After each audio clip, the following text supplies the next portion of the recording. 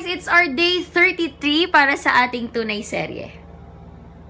Hi everyone! Good evening! So, ayun, kumusta araw nyo?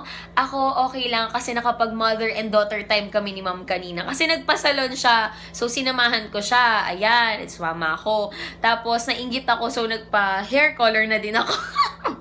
Ayun, ang kulay nito is intense dark ash blonde. O, diba? Lakas maka-artista. Tapos yun, nagmerienda kami kanina ng maruya tsaka banana Q. And kwento ko lang. Nakakatawa lang kasi bumibili ako ng maruya tsaka banana Q. May tumawag sa akin. Nasa likod ko eh.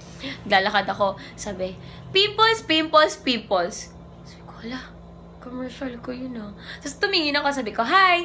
Gumanon ako. Tapos parang napaisip ako na, hala, hindi na nila ako kilala as Jeffrey, kilala nila ako as Pimples or Maxi Peel. Tapos nasa salon na kami habang nagpapaayos na si mom.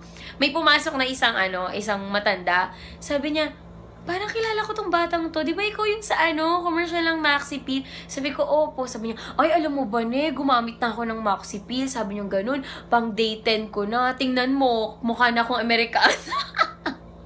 Pero nakakatawa lang kasi hindi lang yung ka-age ko yung nai-influence ko, diba? Even moms, diba? Nakakatuwa lang kasi, alam mo, hindi talaga sila natatakot i-try. Kasi alam nila talaga na may improvement na mangyayari and magiging positive lang pag talagang hinarap mo and talagang tinry mo ng buo yung loob mo, diba? So, nakakatuwa. And syempre, nagbasa din ako ng mga comments niyo for me. And may dalawa akong questions na sasagutin tonight. And ang first question is from Jenny Baldogo, and ang next is from Maria Teresa Candor. So, from Jenny Baldogo, ask ko lang po kasi gumamit po ako ng Maxi Peel Exfoliant Solution. Namamalat po yung face ko tapos mahapde. Normal po ba yun? Una po sa lahat, wag po kayong matakot kasi ako po pinagdaanan ko po lahat ng yan. And kung makikita niyo naman po sa mga past episodes natin, diba? From Maria Teresa Candor, buti pa si Jeff by Pimples na ako 1 month and 2 weeks na akong gumagamit, di pa rin nawawala. Araw-araw may bagong tumutubong pimples, nagdadalawang isip na tuloy ako kung ipagpapatuloy ko pa yung paggamit ng Maxi Peel.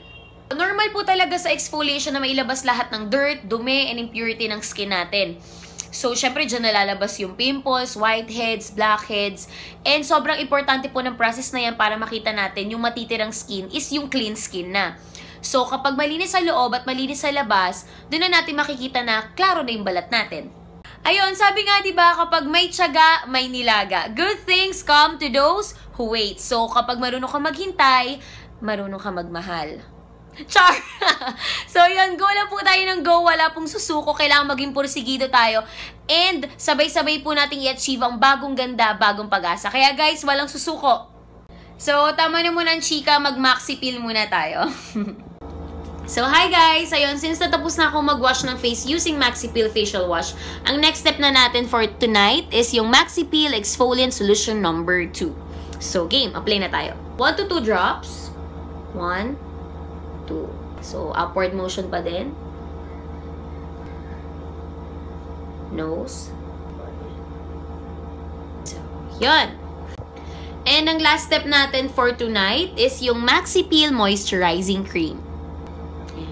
Pattern.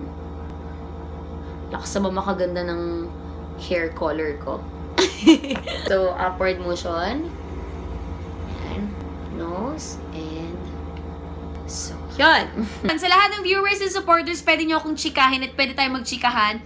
Mag-comment lang kayo sa ating comment section, sa ating Maxi Peel Facebook page, para naman ma-update din ako sa inyong Maxi Peel journey.